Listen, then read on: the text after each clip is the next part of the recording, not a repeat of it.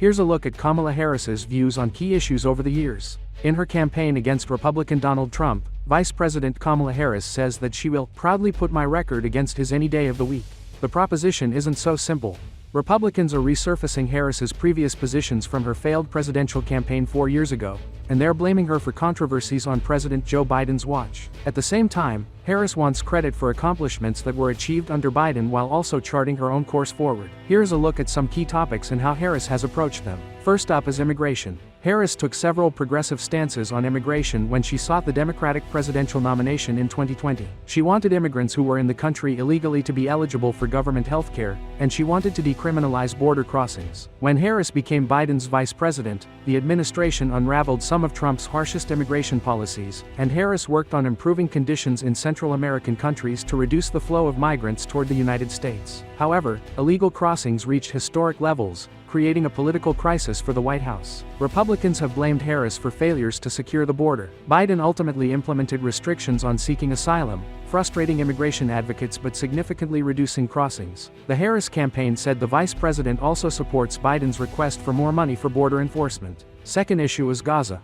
Democrats have been divided over Biden's approach to the war in Gaza. While President Biden has expressed concern about Palestinian deaths, he's also been a steadfast supporter of Israeli military operations despite calls to cut off U.S. weapons shipments. Harris has publicly hewed closely to the administration's views, but she's chosen different issues to emphasize. She's spoken about planning for the day after, in Gaza, when extensive rebuilding would be necessary, and she's focused on suffering among Palestinian civilians. The most recent example came last week following Harris's meeting with Israeli Prime Minister Benjamin Netanyahu. Israel has a right to defend itself, and how it does so matters, she said. Next up is the issue of abortion. Ever since the U.S. Supreme Court overturned Roe v. Wade 2 years ago, Biden and Harris have emphasized the need to restore nationwide abortion rights. The goal, they say, is to pass legislation if Democrats retake full control of Congress. However, Harris and Biden don't always approach the issue in the same way. As a lifelong Catholic who initially felt that Roe v. Wade went too far, Biden rarely uses the word abortion and prefers to talk in terms of protecting people from government intrusion into their lives. Harris speaks much more bluntly about the topic,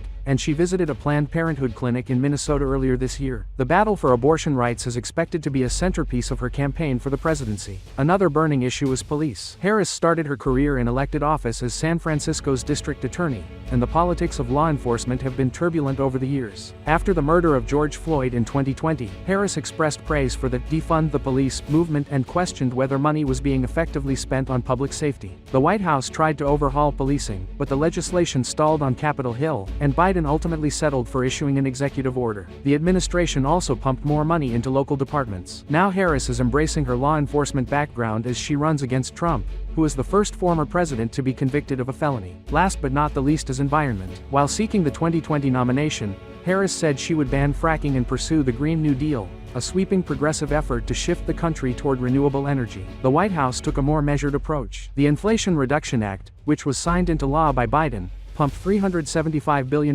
into the fight against climate change, mostly through the creation of financial incentives for clean technologies. U.S. oil production also hit a record high even though Biden also pursued conservation efforts. The Harris campaign said she would no longer try to stop fracking if elected this year. Do tell us what you think about this video in comments section and subscribe for more U.S. election news.